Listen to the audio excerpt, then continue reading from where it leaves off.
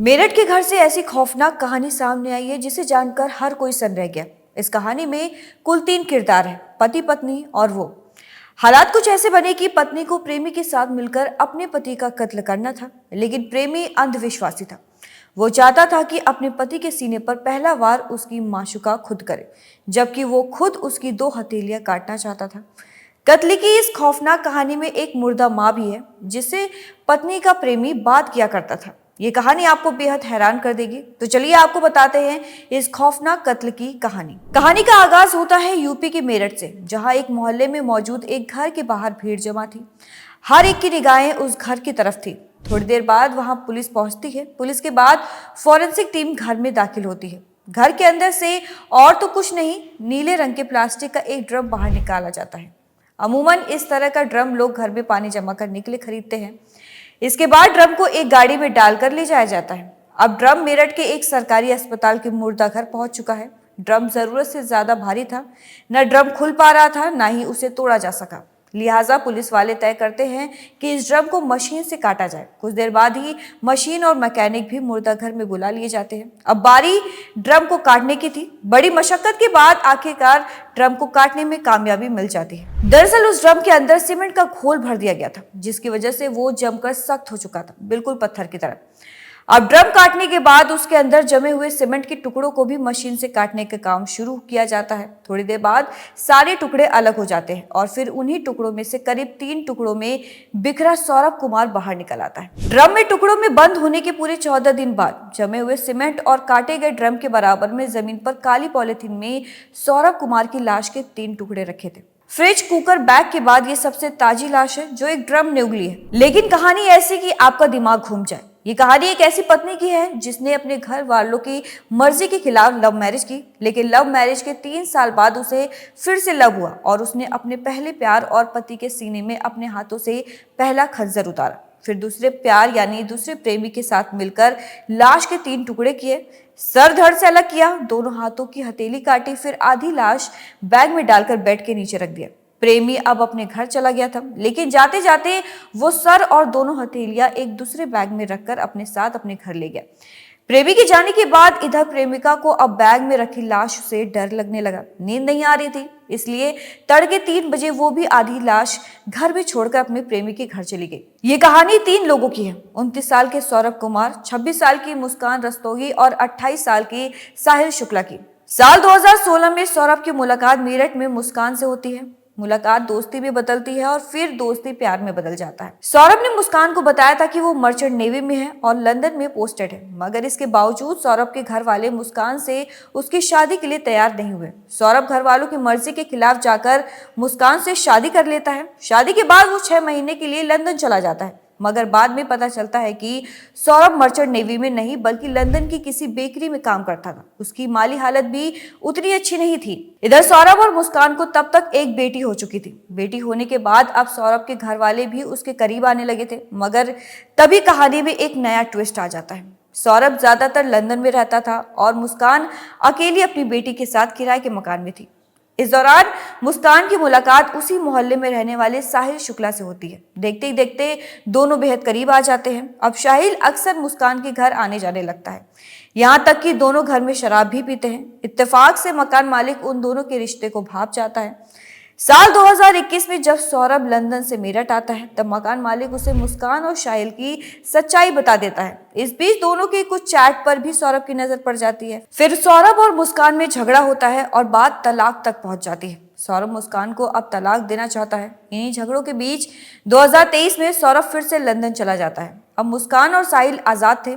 फिर पूरे 2 साल बाद फरवरी 2025 में यह आज़ादी खत्म होने वाली थी, क्योंकि सौरभ 24 फरवरी को लंदन से 2 साल बाद मेरठ अपने घर लौट रहा था। 25 फरवरी को मुस्कान का बर्थडे था।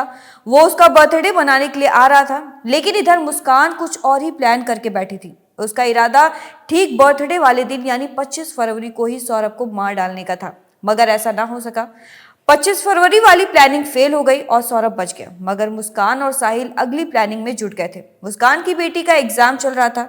3 मार्च को एग्जाम खत्म होते ही मुस्कान ने अपनी बेटी को अपनी मां के घर भेज दिया और 3 मार्च का दिन सौरभ के कत्ल के लिए चुना गया। उस दिन रात को जैसे ही सौरभ अपने कमरे में सोने गया, मुस्कान ने साहिल को बुला लिया। इसके बाद पहले मुस्कान ने सौरभ के सीने पर तेज धार खंजर से वार किया और फिर साहिल चाकू लेकर सौरभ पर टूट पड़ा। सौरभ पूरी ताकत से लड़ने की कोशिश कर रहा था, लेकिन वो हार गया। मुस्कान उसकी मौत का तमाशा देखती रही।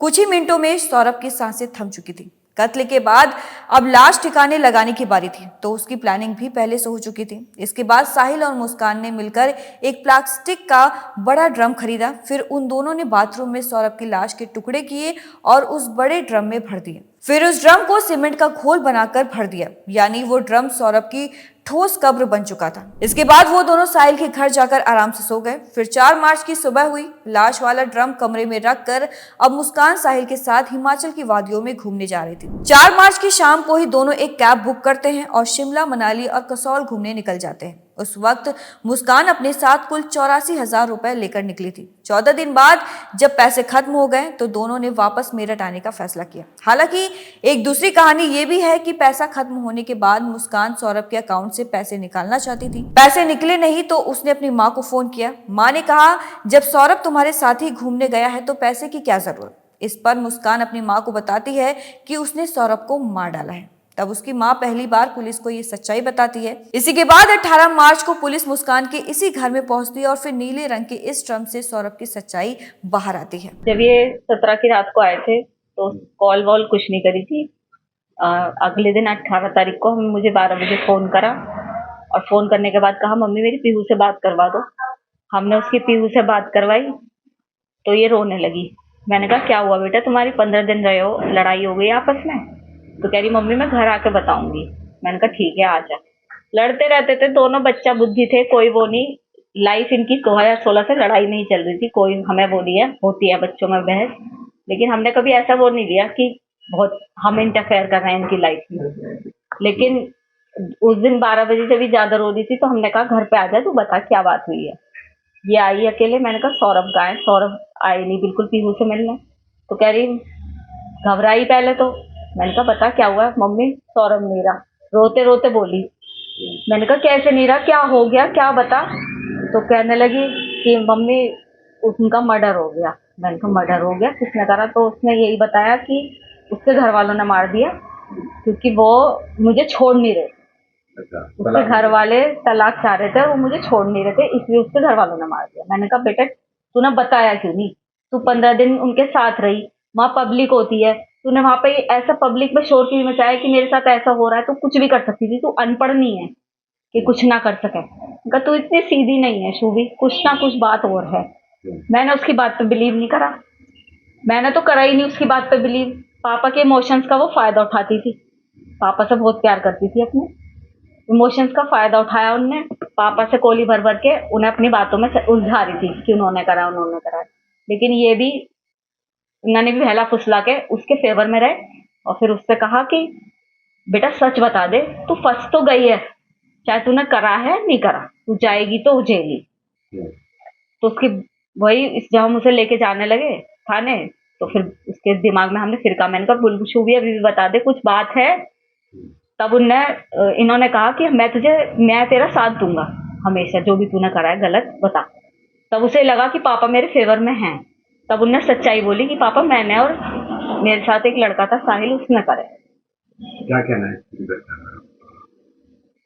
क्या कह सकते हैं हम, यही कहेंगे कि उस लड़के के लिए जस्टिस मिलना चाहिए। हमारा भी बेटा है, उन दूसरे के घर का बच्चा गया है। मैं ये दिखावे के लिए नहीं बोल रही, ये मेरे भगवान को पता है, ये मेरे बच्चों को पता है कि मैं ये केवल इसलिए कह रही हूँ कि सौरभ जानते हैं कि हमने उनकी रेस्पेक्ट करी और वो हमारी करते थे।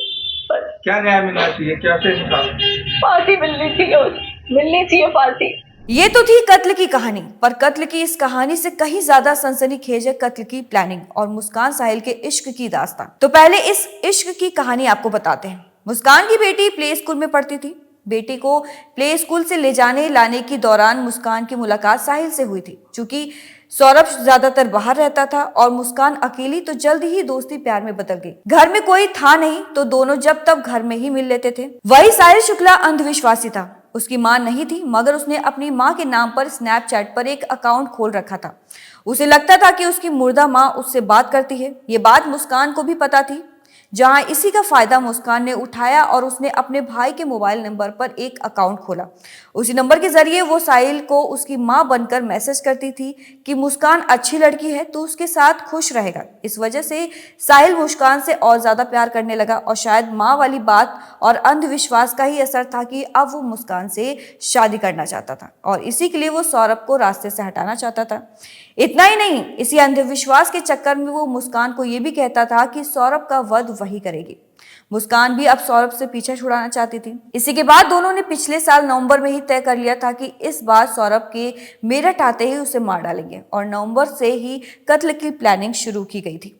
सबसे पहले दोनों ने इस बात की प्लानिंग की कि कत्ल के बाद लाश का क्या करेंगे। आखिर में तय किया गया कि लाश को जमीन में गाड़ देंगे, पर कैसे ये उन्हें नहीं पता था। इसके लिए अब दोस्तों से पूछताछ करने लगे, मगर दूसरी तरह से। लेकिन जब लाश दफनाने वाला आइडिया काम नहीं आया, तब उन्होंने 2 और आइडियाज पर काम किया। पहला, लाश के टुकड़े कर बैग में रखकर कहीं फेंक आएंगे या फिर उसे ड्रम में डालकर सीमेंट के घोल से उसे बंद कर देंगे।